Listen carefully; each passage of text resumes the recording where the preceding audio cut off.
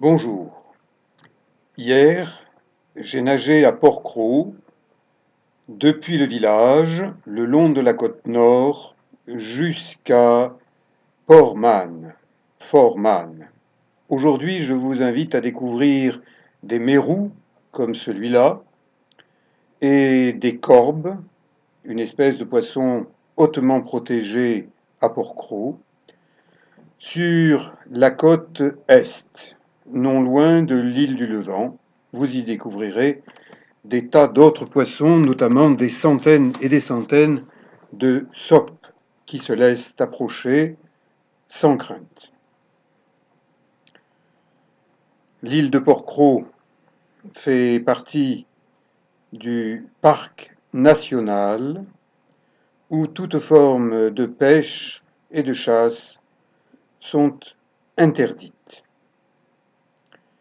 Les corbes, ces jolis poissons qui vivent pas au soleil, plutôt dans des endroits ombrés, dans des failles, sont superbes. Je me suis levé très tôt ce matin pour traverser toute l'île depuis le village à l'ouest en direction de Forman à l'est. J'arrive au lever du jour au niveau de la tour de Forman. Hier, j'ai quitté cet endroit sous un soleil radieux. Ce matin, il y a des nuages et même un petit orage qui arrive pendant quelques minutes. Ça donne une ambiance d'eau particulière, une eau sombre. Le bleu de la côte est plus bleu, plus profond. Le ciel est voilé, ennuagé, et les poissons vaquent à leurs occupations d'aller prendre leur petit déjeuner quelque part sur les rochers, avec des algues, avec des petits poissons que mangent les gros poissons. C'est la loi écologique de la vie. Des mulets patrouillent à la recherche, eux aussi, de leur petit déjeuner. Et moi, j'observe avec photos, vidéos. Je filme ce que je vois. Je montre ce que je vois.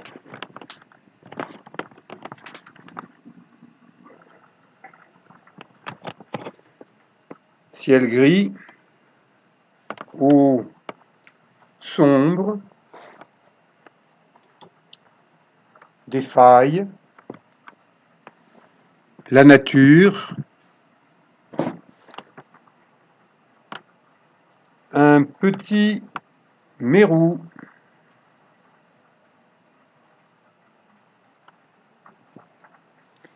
Je suis content d'être là, de pouvoir observer, filmer. Oh, ça c'est pas courant. Un homard. Un homard non comestible, hein. Il est interdit de manger ce qui se trouve à Port-Cros et dans ses environs. Un couple de loups, eux aussi en recherche de leur petit déjeuner. Et regardez bien, encore un petit mérou. Jadis beaucoup chassé, car facile à tirer, aujourd'hui il est interdit de chasser le mérou où que l'on se trouve. Celui-là rentre tranquillement dans son trou, il va faire une petite sieste, pendant que moi je sors de l'eau parce que 2 bonnes heures de nage, ça fatigue, et à 69 ans, j'ai besoin de prendre des pauses pour pouvoir assumer une pleine journée. Je suis dans un lieu appelé le tuf. Le tuf est une espèce de roche, de sable aggloméré par les temps, par des pressions, Et en bord de mer, cette roche tendre est acérée. Il y a des tas de petits pics et marcher pieds nus n'est pas facile. Suivez-moi à la découverte de cette zone rocheuse particulière et unique sur l'île de Porquerolles. Un petit seau, un petit appareil photo à la main et je mets en boîte la nature, un petit morceau de nature que je respecte, je n'y touche pas, je la regarde, je la photographie, je la filme. Regardez ces strates de sable agglomérées, conglomérées, roches particulières. Il fait une chaleur forte, je ruisselle littéralement de transpiration et j'ai déjà très envie de retourner me baigner. Je continue à prendre quelques clichés. Regardez ces roches, on appelle ça du conglomérat.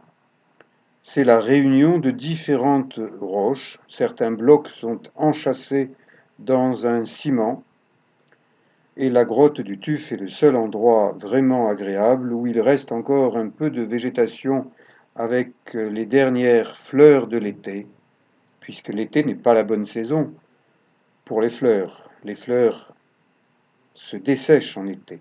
C'est leur fin de vie, le moment où elles produisent des graines et meurent. Moi, je prends une grosse pierre plate, je la mets dans un plastique pour ne pas qu'elle me gratte, et je place ça dans ma combinaison à la place d'une ceinture de plomb. Vous voyez, j'ai un lestage abdominal, on dirait que j'ai beaucoup mangé, et ces quelques kilos de pierre vont me permettre de pouvoir descendre plus facilement vers les poissons, notamment cette bande de corbes.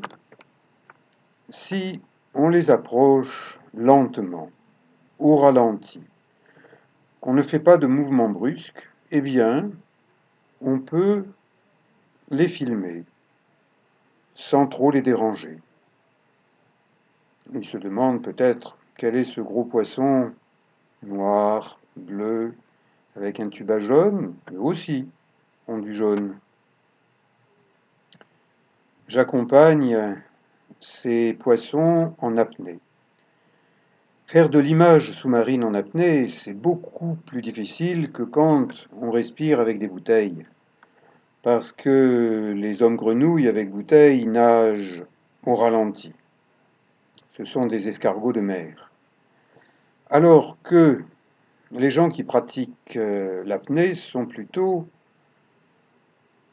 débarrassés de la coquille et des bouteilles, plutôt des animaux rapides qui peuvent fondre sur les poissons et leur faire peur. Donc, ce mérou qui rentre dans un trou, je crois que nous nous connaissons. C'est pas la première fois que je le suis dans ce trou et il n'est pas seul, et j'y retourne, et ça n'est pas le seul trou de ce secteur.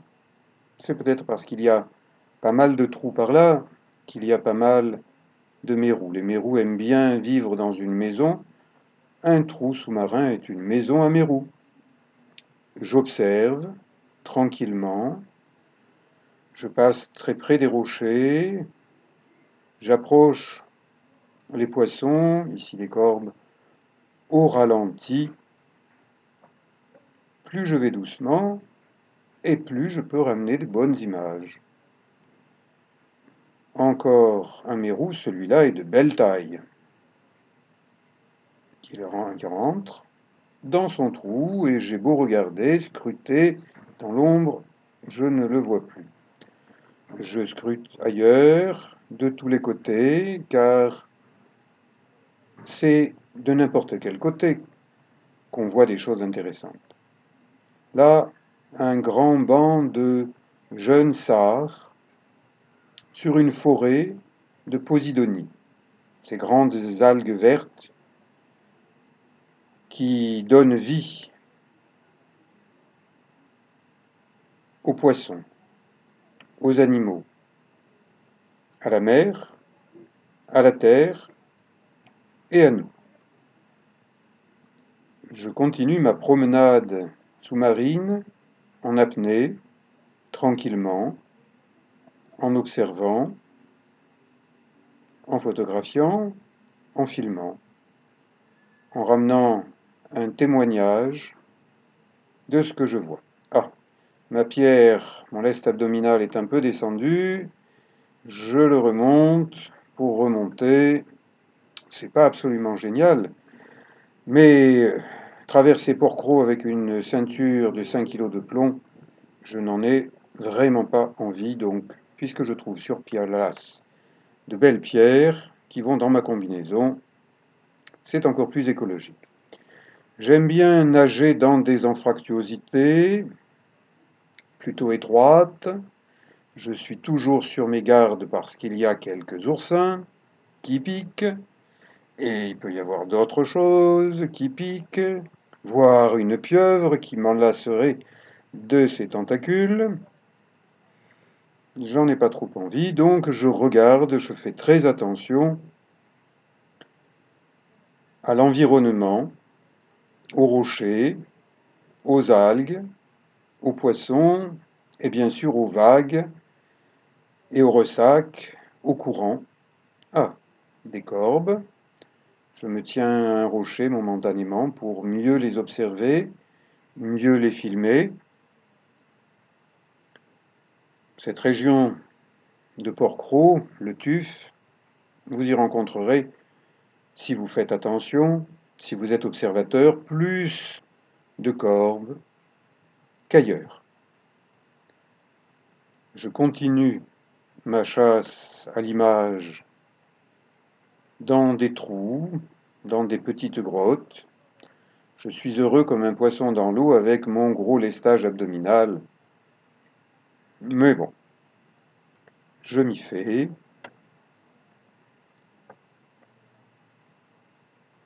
Encore un joli corbe. Regardez, il a une robe dorée. On dirait une robe de soirée, ou peut-être un smoking s'il s'agit de Monsieur Corbe. Je n'arrive pas à distinguer Monsieur de Madame. Et alors, dans un banc de sope, qui est qui? Je donne ma langue au chat, mais le chat n'aimant pas l'eau, je n'ai pas de réponse. Des centaines de sopes qui savent qu'elles sont protégées par les règles du parc national, qu'on n'a pas le droit de les tirer, de les chasser, de les pêcher, de les manger. Ce n'est pas un très bon poisson, vous le trouvez rarement dans un restaurant. Les corbes, on n'a pas le droit de vous en servir. Donc, je m'en approche. Un couple. S'agit-il de monsieur et madame? Une autre grotte, un autre trou, un passage en apnée, l'observation de ce qui est tout autour de moi, et à nouveau, je repère un banc de sopes. Je m'en approche tranquillement pour ne pas les déranger, car pour elles, c'est l'heure du déjeuner sur les rochers. Les sopes sont des poissons végétariens qui broutent. Donc ce sont des moutons ou les vaches de nos côtes provençales, varoises. Port-Cros fait partie des îles d'Hyères, qu'on appelle les îles d'or, et ces poissons, avec leurs belles rayures jaunes sur une robe argentée, c'est aussi une robe d'or, et ces algues toutes proches de la surface sont blondes, rousses, très belles. Je termine ma deuxième longue séance de nage, dans 2 heures à chaque fois. Et voilà la pierre qui m'a servi de lest. mon petit appareil photo, ma combinaison, mon équipement qui perd de l'eau pour perdre du poids, car tout ça, eh bien, je le mets dans un sac à dos et je le ramène avec moi. Avant de remonter, avant de marcher, un peu de yoga, de hatha yoga, d'origine indienne, des salutations au soleil, en y allant précautionneusement parce que ces rochers sont pointus, tranchants, et puis parce que j'ai passé beaucoup d'heures à nager, et contrairement à ce que certains pensent, nager n'assouplit pas. Nager, quand on en sort, surtout à mon âge, on se sent un peu rouillé. Donc on a besoin de se dérouiller, et le yoga est une discipline de vie, une partie de ma vie importante depuis très longtemps, plusieurs dizaines d'années. Avant de quitter le TUF, j'admire le secteur où j'ai passé une bonne partie de la journée et j'emprunte un petit sentier étroit. Je reviens vers le village de Porquerolles, j'en ai pour une bonne heure et demie, voire plus si je m'arrête pour photographier, filmer. 2 heures si vraiment je suis un peu lent. Mais être lent n'est pas un défaut pour un randonneur, c'est au contraire une qualité. Pensez à la fable du lièvre et de la tortue, eh bien, moi je suis une tortue, de temps en temps de terre, de temps en temps de mer. Là, je vous montre le parcours que j'ai effectué aujourd'hui et mon retour par de jolis petits sentiers. Et enfin, par la route des forts, plusieurs forts que l'on attribue au cardinal de Mazarin, et c'est peut-être pour cela qu'on a surnommé ce fort de Porquerolles le fort de l'éminence. De nos jours, en été, on y voit des groupes y séjourner, et en descendant, tout près de la mer, le fort du Moulin, encore appelé le château de Porquerolles, rénové, mais on a pris le soin de verrouiller les entrées pour que le public ne court pas de risque dans des vieilles pierres. J'observe ce joli fort arrondi, c'est celui que l'on voit quand on arrive à Porquerolles, au port, au village, et c'est celui que l'on voit quand on quitte Porquerolles. Les arbres sont sculptés par Dame Nature, par le vent, par peu de précipitations, peu de pluie, végétation qui sait s'adapter à la sécheresse. Le bleu, le moyen bleu, le grand bleu, je vous propose de le découvrir à travers différentes vidéos de mes différentes promenades, quelquefois aventures, surtout en nage côtière, qu'il s'agisse de nage dans le département du Var, où je réside depuis plus de 60 ans, mais également de Thaïlande ou d'autres parties du monde. À bientôt.